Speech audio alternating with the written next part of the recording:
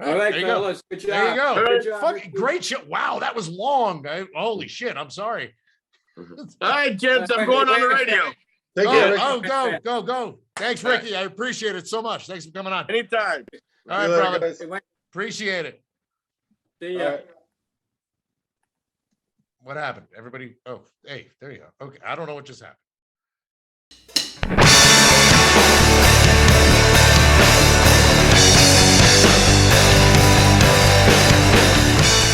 Good morning, good afternoon, and good evening, sports fans. Depending where you are, it doesn't matter. We are here, and we are the BallNine Roundhouse. I'm Chris Vitali. I'm going to be your host, and I want to go around and introduce our panel. We got a really good one today. I want to start with our new guest, Rickie Ricardo, the one and only Spanish voice of the New York Yankees. How are you, buddy? Chris, I am doing just fine. And by the way, starting tomorrow, not just the Spanish language voice, but on Yankees streaming on Yankees.com, I will be doing the games in English. Are you? The games that are not on WFAN with John and Susan, and the games that are not on the Yes Network with Michael Kay. Awesome. And the Yankees have entrusted me with their stream.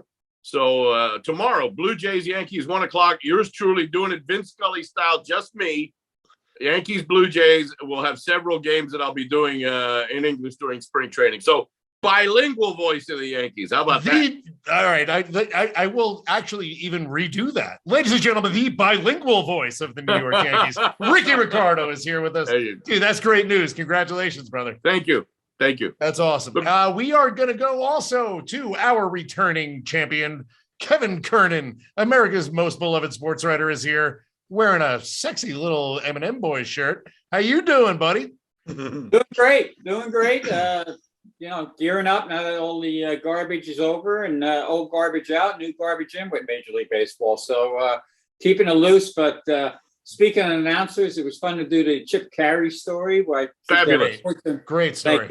Thank you. Fabulous piece. Piece from a fabulous family and a great writer. Mm-hmm. And I got one suggestion for you, Rickie. Even if you're doing the stream in English, you got to make the home run calls in Spanish. Yeah. No, that's the best part. I agree with Kevin right there. All right, deal. Can you give us one of those real quick? Esa se va, y se fue. Yeah, come on, man. I mean, that's the best part of baseball right there. It really is. Really is. And that's fantastic. And we are also joined by my battery mate from the 1986 champion Indians, our Ombudsman. So he's going to tell us what we screwed up at the end. Rocco Constantino's here. What's going on, buddy? Not much. How's everybody doing? Everybody's good. Rocco, good. Yeah. I heard that they're changing the name to the Guardians from that 86 team from the Indians. Yeah. So you can no longer be the Indians. I'm gonna have to go. I'm gonna have to go like cross out something on my satin jacket. That they're gonna rip down the Chris Vitali statue at the Farm League field. How dare they? How dare they? It's just, dude, it's the Chris Vitali statue in that championship game when I hit a home run and my pants fell down running around fucking the bases. Yeah, it's wonderful. In any case, we are here today and baseball's back. We're back. Let's go. We're going to talk some New York Yankees baseball. There's a hell of a lot to talk about. And I'm just going to steer the ship because you guys, I'm sure, have a lot better things to say than I do. So, Rickie, I want to ask you, what do you think is what do you think this, Hal says it's a championship caliber roster. What do you think? Well, I don't expect anything less from Hal Steinbrenner than to say that it's a championship caliber roster. My main concern with this team right now, and look, when you're in spring training and everybody is healthy, and right now the starting pitchers, when you're looking at Cole and Taillon that pitched today, Severino that got knocked around a little bit yesterday, but that doesn't matter in spring training. But my concern, guys, and I want to toss this around, and maybe I'm alone on an island here, but I don't buy the theory that you're going to be able to use DJ LeMahieu, a Gold Glove second baseman, at a different position every day when you've got stalwarts like Josh Donaldson at third base, Isaiah Kiner-Falefa at shortstop, and LeMahieu is not a shortstop anyway, so he's not going to fill in there. You're going to have Gleyber Torres at second and Anthony Rizzo. These are all everyday players. There's not a guy wired to be a utility guy in the bunch. They let go of Tyler Wade and Andrew Velasquez, who are both wired to be fill-in guys that can come off the bench, steal you a base, play some defense, maybe get you a hit here and there. Both those guys are gone. They brought in Marwin Gonzalez now at the last minute as a non-roster invitee to camp, maybe to win a job as a utility guy. But just the mere concept of having a Gold Glove second baseman like DJ LeMahieu supposedly filling in somewhere different every day of the week, somebody's not going to be in that opening day lineup. LeMahieu or Gleyber Torres is not going to be in that opening day lineup against the Boston Red Sox. Gentlemen, to me, that makes absolutely no sense. I am with you 100% there, Ricky. And I do think, and I actually want to go to Kevin on this. What do you think? I mean, do you think maybe Torres gets moved for a starting pitcher? Like, I mean, I love German Marquez personally. That's who I want. Everyone is saying Montas and Minaya. I want German Marquez, but that's just me as a fan. Kevin, do you think, to Ricky's point, who's not in that lineup on opening day? And does Torres possibly get moved for starting pitching? Because that rotation needs to be bolstered. We all know that. Yeah, well, I think the LeMahieu we'll see a lot of action simply because Josh Donaldson, he's going to be limited. You know, what did he play last year? 91 games, I think, at third base. I thought he played 100. I thought he played like could be over 100. Rocco, but I'm not sure. Yeah, I want to get it out of the way where Rocco can correct me later early, so it's done. But I think you can move those guys around. You can put Stanton in left field. I think you're going to see more of that. And Ricky and I have talked about this many times. This is their plan now because they are analytically driven. I'm not going to say nerds. I'm not going to use the negative term nerds, but they are analytically driven, and they think they can bounce anybody around anywhere. And LeMahieu, I'm going to tell one story about 2 years ago when I was in the backfield, and Ricky was over there today with the Yankees. So he knows exactly what I'm talking about. The field they use when they take early BP or take BP in the back with the dugouts. And I was there one day a few years ago, and LeMahieu was taking balls at second, he was working on a backhand play. Took about 50 balls in a row, not making any of this up.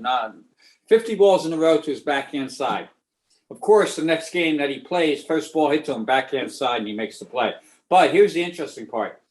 I forget who it was. It might have been one of the outfielders, because I was right there in the dugout. One of the outfielders comes in after LeMahieu sweating, and he goes, "Hey, let's go shag in the outfield. Let's go talk." And I've mentioned this story before, but it's really more pertinent now. And LeMahieu, and again, he had no chance to play third base. He goes, "No, I got to take balls at third. I'm taking balls at third. I want to learn. I want to get that position down." So my point is, he's taking this change right mentally because that's who he is. And he'll be working in all those positions. And I think they will somehow find enough time for these guys simply because somebody's going to get hurt. I hope they don't trade Gleyber because, they have the genius pitching coach, Matt Blake. Maybe he can figure some things out. But Gleyber was the big get not too long ago. Yeah, he was. How can they give up on him now when they essentially torpedoed him by putting him out of position? So they need to get Gleyber, just play second base. The days that we got to give the shortstop a day off, you sit, you can play there occasionally, no pressure. So I actually think you're going to see a better Gleyber, and you're going to see DJ playing where he needs to play, and somebody's going to get hurt. And I actually think the Yankees, they couldn't do, and I wrote about it the other day, they should have done more, but they didn't. But I kind of understand what they're doing to some extent. And the Yankees and Mets have switched roles completely in the fact that whenever I covered the Mets at this time of year, I always heard, if we stay healthy, we'll be dangerous. Now it's the Yankees. If we stay healthy, we'll be dangerous. So that's my point. If they stay healthy, they'll be okay. And plus 12 teams get in. We'll see how it goes. And that's the other thing. Don't forget, fellas, they don't want to wear anybody out in the regular season because it's a lot to get in the postseason. How do you not get in a lot in the postseason with 12 teams? So I think you're playing tournament baseball from day one, shooting for March Madness, which of course is October Madness, and I think that's the plan. Well, it's funny, and you did write that in one of your columns the other day where you said it's a tournament. It's a tournament. And you also said, everybody gets a cupcake, which I agree with. So there's that. But, it's true. Now, Rocco, you are our resident Mets fan here. You are watching your ownership just destroy the rest of the league. Because Steve Cohen is just signing everybody, just having a monster offseason. Now, like to Kevin's point, the Mets are now the Yankees. How do you view the Yankees right now? Do you look at them like, haha, we got you finally? I don't ever get into the back and forth between the Mets and Yankees, but the way I see the Yankees as a Mets fan is I think that, ownership sees that they're good enough to make the postseason as the current roster stands with the expanded postseason. I believe that. And, why go out and spend the extra $20-30 million if they're good enough? I believe that they're good enough to get in the tournament now.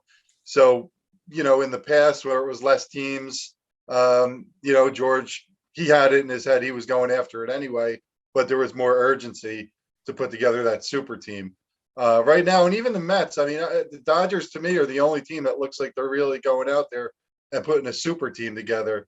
Cohen's spending money, but he's not going after MVP candidates at every single position. They're still looking at Mark Connon as starting a position and guys like that. But the way to go might be, cost effective to just put a roster together that's going to get you in the postseason, make sure you have enough arms and go from there. That might be what the Yankees are doing. No, I absolutely agree with you. And now, Rickie, I was going to ask you, it's, we're talking about a, 12-team postseason here. So, do the Yankees just kind of stop spending? Do they just kind of, okay, we're good enough. Like Rocco just said, we're good enough to get into the tournament and we'll see what happens. What do you see them doing? Do you see them spending money? Do you see them going after a pitcher? Whether it's Minaya or Montas, like I said, Marquez, do you see them adding, or do you think this is it? If it were me, I would go after either Minaya or Montas, and Marquez hadn't crossed my mind, but if Marquez were available, I love a guy like Marquez. Now, Brian Cashman is obviously reluctant to deal any of the big time prospects. We know Oakland wanted Volpe in any deal for the first baseman that ended up in Atlanta. Okay. So Volpe is untouchable now. Peraza, there's a lot of talent in that Yankee minor league system.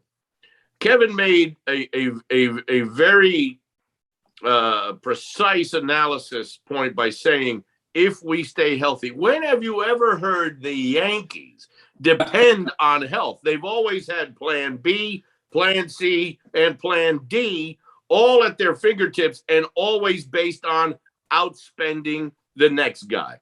Yeah. Now the tables have been turned in New York. As has been stated here, Steve Cohen is the new George M. Steinbrenner. He is obviously not Hal Steinbrenner. Now, as I have spoken to Kevin about on my radio show on WFAN in New York, there are 12 teams coming out of or into the postseason, 6 per league. But just in the American League East right now, Toronto might be your favorite with the moves that they've made. Okay, yes. Can you say Boston? Although the Chris Sale injury is going to hurt them at the beginning of the season, I don't know how their pitching will hold up the rest of the year.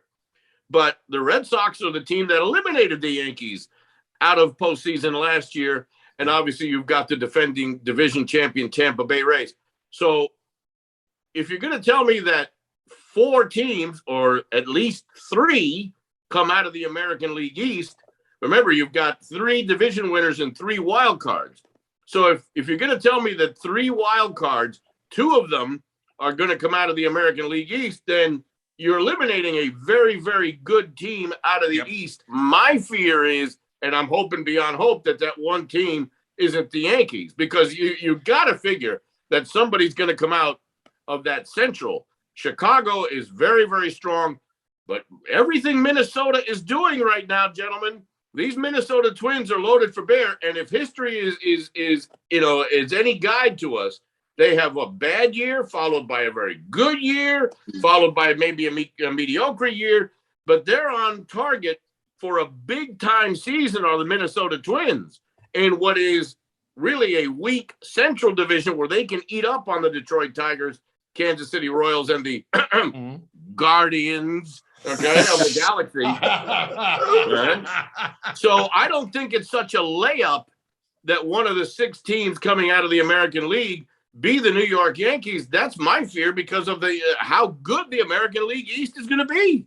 Well, I mean, I could not agree with you more, and I wanted to get into a little bit of Toronto. I mean, with the moves that they made, before we get into Minnesota and the Central, Kevin, the moves that Toronto has made, I mean, they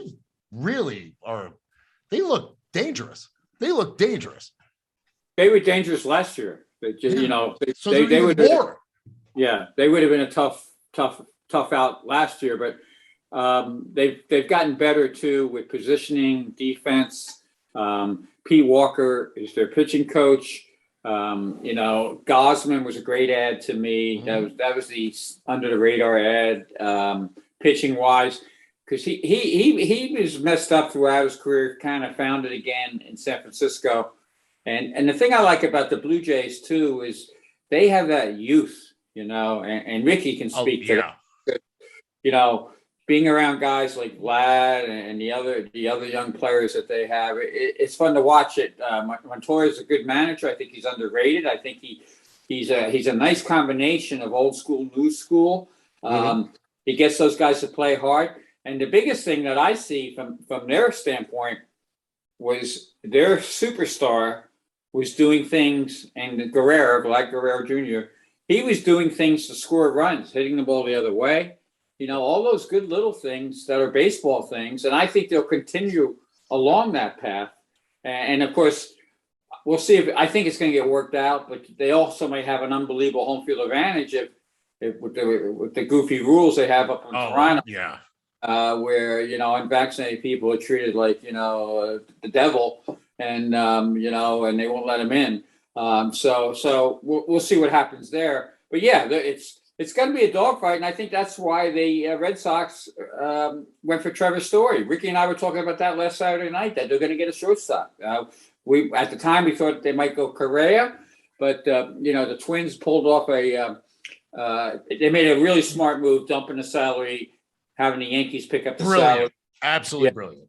And I still have questions. I know they've improved their pitching a little bit. I still have questions about their pitching. As for Marquez, I just want to make this point before it flies out of my head. With the Rockies this year, and I'm saying it here first, okay? So, and I usually say things first, and they come true 6 months later. I don't think the Rockies are going to be as bad as everybody thinks. The Rockies, I think the Chris Bryant signing was brilliant because he's a great clubhouse guy. And I want to point this out. And Rickie and Rocco can both talk about this. People don't realize the Rockies made a change this year. They went to a different GM, basically. A guy who was a scouting director guy, very close friends with Damon Oppenheimer, Bill Smith, by the way. Oh, I didn't know that. Yankee draft guy. But you know what else they did? They quietly brought Clint Hurdle back to the fold. Clint Hurdle is overseeing everything now. He's kind of like the liaison between the team and the front office. They also, very interestingly, they hired a guy about 6 months ago as their new analytic guy, and then they fired him recently, or he left. I'm not sure what the story was. So my point is, they're changing streams here. Horses in midstream, they're getting more baseball oriented. So I'd be shocked, unless it was really a trade that they love, where they would trade Marquez because he's just too good. Yeah, I mean, like I said, it's a pipe dream as a Yankee fan. I just like Herman Marquez. Well, Yankee That's just fans, me. that's what Yankee fans do. Yankee fans have Wait, all no, these wait, pipe hey. dreams. They always have pipe, right, Rocco? Don't Yankee fans have pipe dreams where they get every player everywhere, and then the reality hits? Wait a minute. I didn't want First time it Correa. doesn't I happen, wasn't. yeah. Wait a minute. I want Dave Winfield and Reggie Jackson, both of them at the same time. That's what I grew up with, man. That's what I grew up with. But no, seriously, I mean, like, I'm not one of those guys that was like, I want Correa, I want everybody. No, I think Marquez is a solid pitcher, and that's a guy that's all. I'm not asking for Max Scherzer over here, Rocco. I mean, like, come on, man. So, all right, listen, Rocco, go ahead. Let's talk some Colorado Rockies. I do agree exactly with what Kevin just said. And you and Rickie, I'm curious, you guys both talk about it. Is that move of bringing in Chris Bryant, is that maybe, because they just moved on from Arenado and Story. So maybe is that move just like, maybe putting some cheeks in the seats and keeping the team, so kids will come watch Chris Bryant. So you have some star power. What do you think? What do the Rockies do from here? Because nobody ever talks about the Rockies. So let's talk Rockies. Rickie, Rocco, go ahead. That's why I wanted to bring up Rockies, because we do everything, and we're going to do Yankees and Mets, but there's other things happening in baseball. Oh, there's if you combine the words Rocco and Rickie, you get Rockies, basically. That's. Look, I don't know. I'm not a big fan of the Bryant signing. Look, maybe in those conditions he gets back to what maybe he was or could have been with the Chicago Cubs. I thought he was a little underwhelming with the San Francisco Giants. Oh yeah, but for the money, I would have kept Arenado. Right? It just doesn't make any sense to me. I know. Well, Arenado. Like, what's going on there with that Arenado? He signed that giant deal and then was like, yeah, no, I want out. It's just bizarre. And then Story, like, he could have resigned. He didn't. Maybe it is like Kevin said, a culture change there and bringing in Bryant. And like, maybe it's like you said, Clint Hurdle is now overseeing it. Maybe they're turning back into a baseball team. And Colorado has always had a sneaky good pitching staff. Always. And you kind of need it there, honestly. Rocco, come on. Talk Rockies, Rocco, Rickie, Rocco, Rockies. I don't know. That's what it is with them. And who knows, it is all mixed signals, because they did move on from Story. They moved on from Arenado, John Gray, those kind of guys. And Charlie Blackman's still there. He talked about great clubhouse people. And maybe they do look at the pitching and see Marquez, Friedland. They got Sandazella up at the top of the rotation too, or third starter. Maybe they see that as, maybe that is enough pitching to compete a little bit, to get some interest and kind of just be alive at the trade deadline to see if they need to make some moves. So we'll see. It's like I said, it's mixed signals, but you're looking at some good clubhouse people there. CJ Cron too, Jose Iglesias. Yeah, CJ Cron actually had a hell of a year last year too, like way under the radar. And don't forget, and again, I don't want to make this all Rockies, but the last point on the Rockies is that they loved Chris Bryant when he came out. When he was drafted, they thought they were going to draft Chris Bryant. Yeah, and he Bill got he's known him since high school days. They're friends, and they love him not only for his ability, and he's going to have that big wide open field now. That he's an all field hitter that should help him. But they also love his clubhouse presence and what he does. So to me, this is a change in culture, and we'll see where it goes. But I understand, again, just like I tried to explain about what the Yankees are trying to do, even though I don't always understand it. And let's face it, as I said in the column the other day, Hal is one of those rich. He's cheap in a rich guy's kind of way, And but the Rockies are trying to do things. I understand what they're trying to do. And nobody in baseball, they just immediately pass it off like, well, why didn't they just keep Arenado? Well, there's obviously a reason why they didn't keep him. Same thing with Story.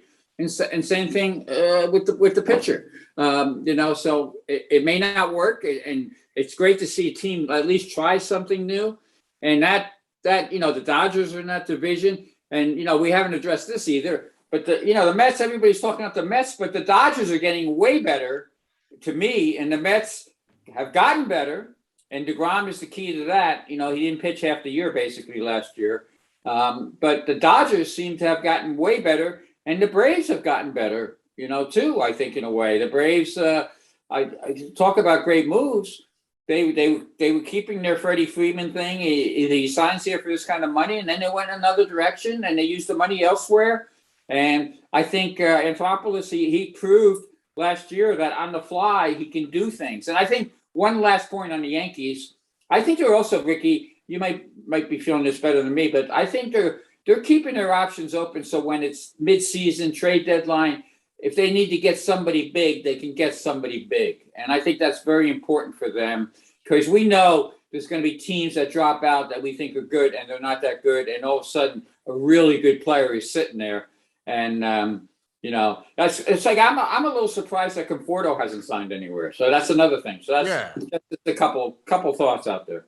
Yeah. Can I throw this out there, guys? Absolutely, go for it. Since you brought up the Dodgers and the dominant roster they're building there, what happens with a guy named Bauer?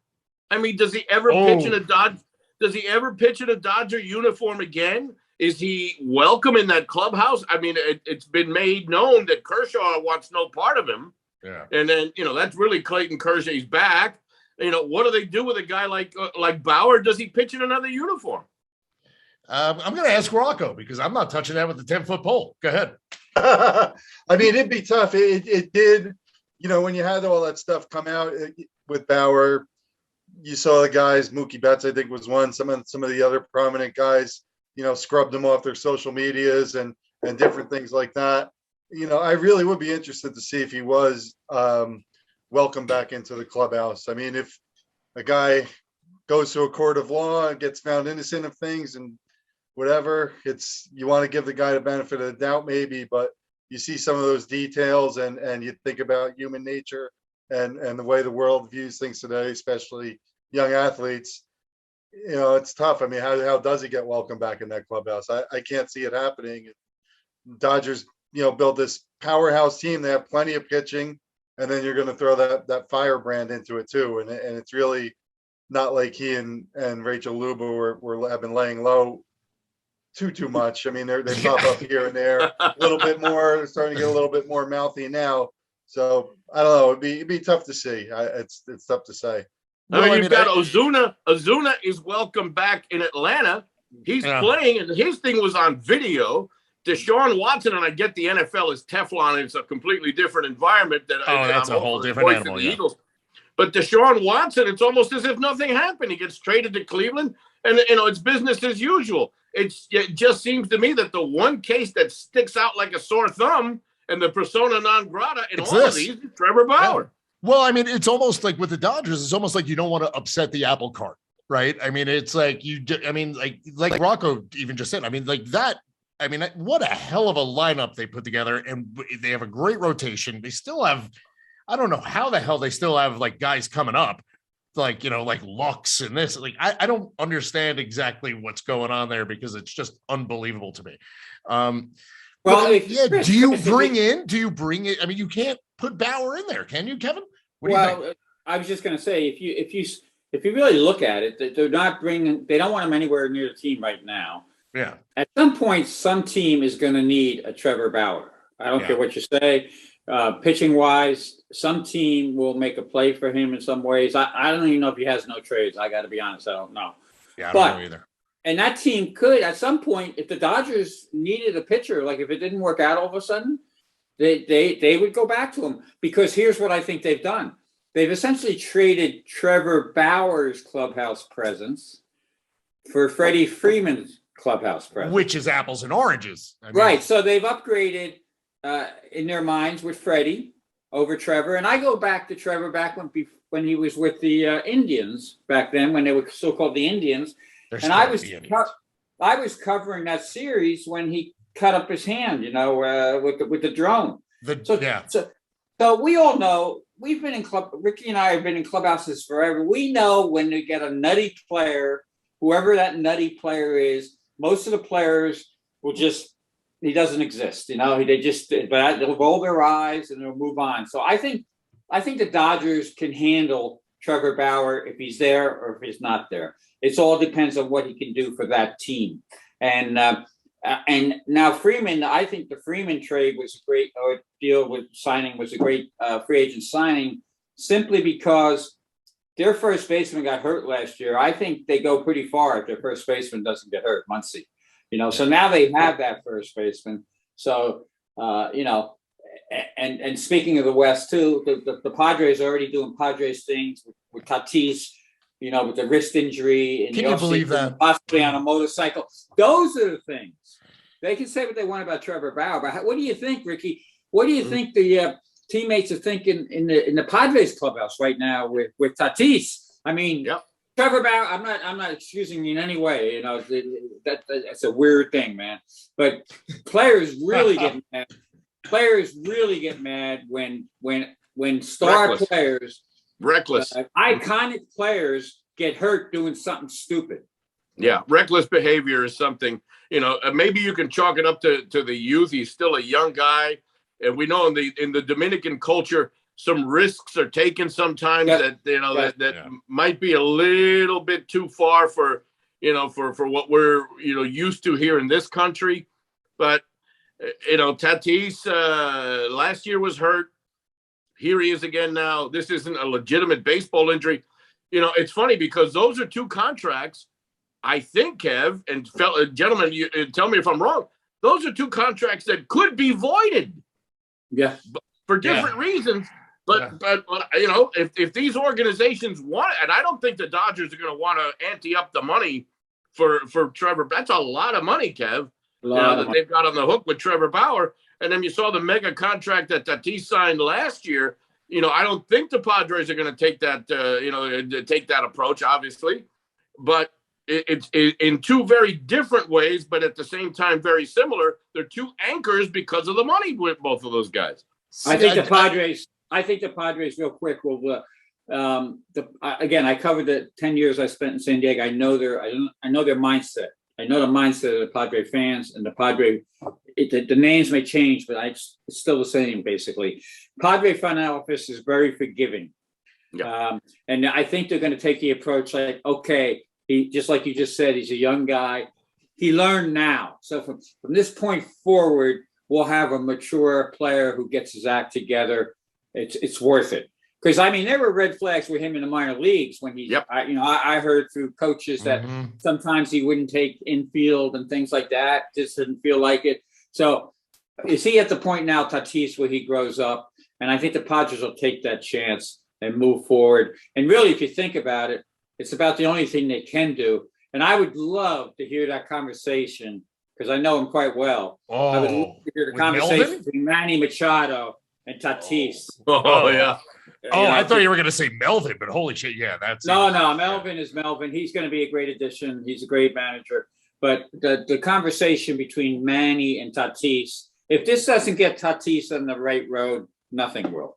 I mean, let the kids play. And I didn't say right road simply because he might have gotten an accident. It was his answer. I don't know who asked him the question about his motorcycle crash, but his answer was, which one? Yeah. I mean, it tells you a lot. It tells you a lot. Like shit. But I can't see San Francisco or San Diego, ever moving on from him. I mean, he's the face of the franchise. It's a completely different situation than Bauer, because it's like, all right, Tatis, he's a young kid. He did something stupid. He crashed his motorcycle. Bauer did some other really weird shit. So I don't know exactly where that goes. Rocco, what do you think about the AL West or the NL West? Because wow, they're looking good out there. Yeah, I mean, it's Dodgers running away with it, I think. Yeah. I don't know, they did it last year. The clubhouse presence, what Freeman brings there, proven leader with a ring in his finger now. It's a whole club full of veteran superstar World Series champions with dynamic young players mixed in. So it's, and Robert's leading them. So I can't see anybody even coming close with them there. All right, So real Rocco, quick. Rocco, you're not a believer in Gabe Kapler. No, I think they come back to earth. I got, I sat all season last year eating crow because I didn't think the Giants were waiting for them to come crashing down. Never But did. I guess you got to give them credit for what they did. Losing Gaussman, I think, is huge. He was a big factor in that. I think they're clearly ahead of the Padres now, which I wouldn't have said a year ago today. But I don't think they're in the Dodgers class. I think the emergence of Logan Webb with San Francisco did not hurt either. Holy Moses, that kid was good. I mean, wow. I mean, what a pitcher. You know what? I think we are at the point where it is time to go around and get everyone's final thoughts. It can be about absolutely anything, whatever team, whatever division, whatever the hell you want. Ladies and gentlemen, it is time for final thoughts.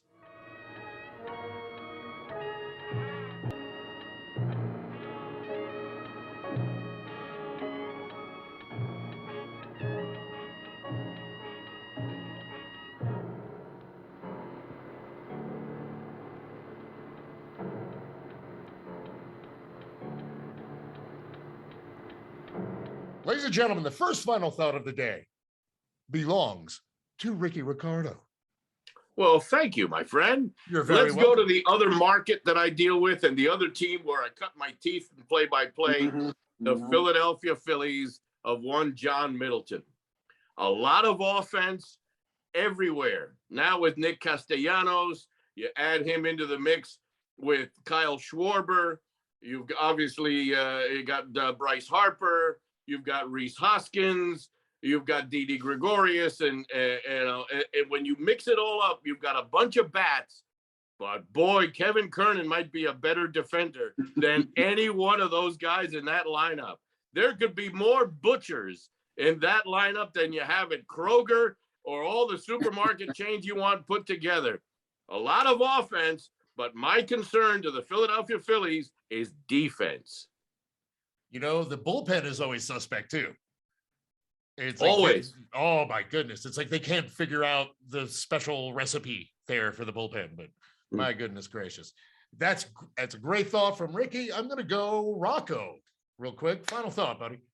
My final thought, just current baseball. Mets need lefty pitchers. That's one thing they still need to straighten themselves out, losing Aaron Loop. But I'll use my quick time here. Saturday, a couple of days ago, I had the experience, thanks to our friends at the Italian American Baseball Foundation, to go on a Citi Field tour with Doc Gooden. Me, a couple guests, and Doc, and walk around Citi Field and ask questions, talk to him, interact, and it was such an awesome experience. So really, really cool. Doc couldn't have been a nicer guy. They say, don't meet your heroes, but this was one case where it worked out great. So really cool. Thanks to our guys that are at the IABF too.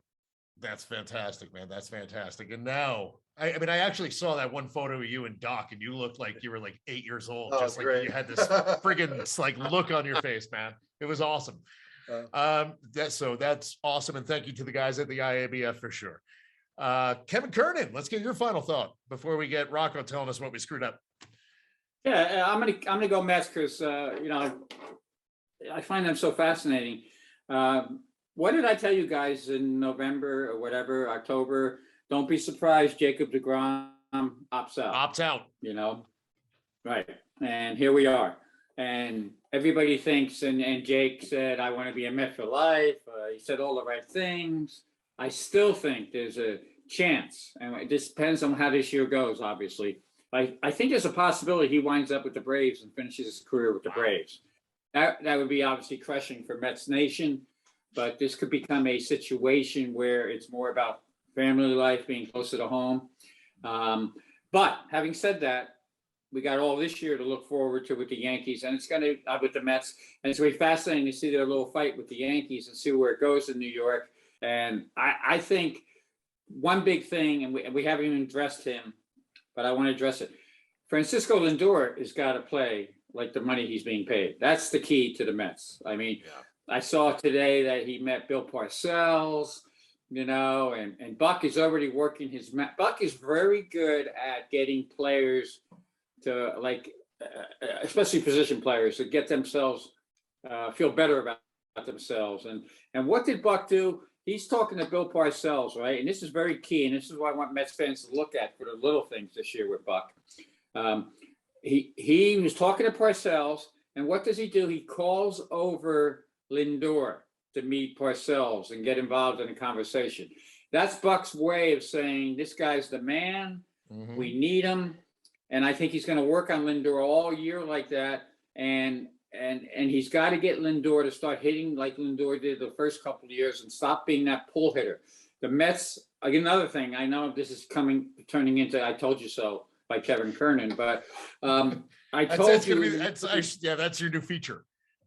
Yeah, I told you the middle of last year what was going on with the Mets. They changed batting coaches. The hitters were all confused. Now, Gary, Ron, and Keith said that yesterday, so, and those guys I respect, just like I respect Rickie so much. So they're on top of it too. But that's things I noticed last year. I noticed these things. So by Buck working with Lindor, I think we got a real good chance to get Lindor back to who he can be as a player.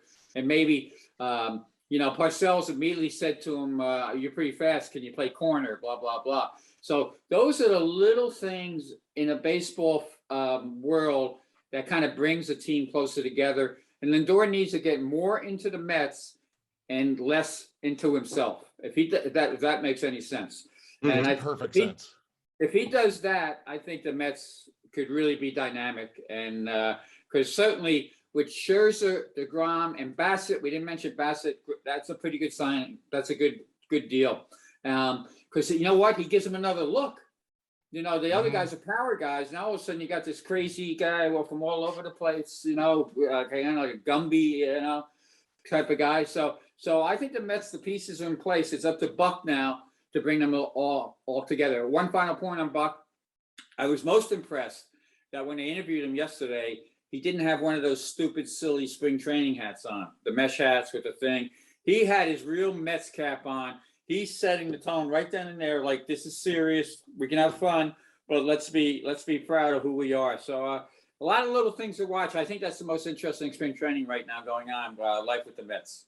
So you're telling me that Parcells didn't ask Lindor what color hair dye he's going to be using?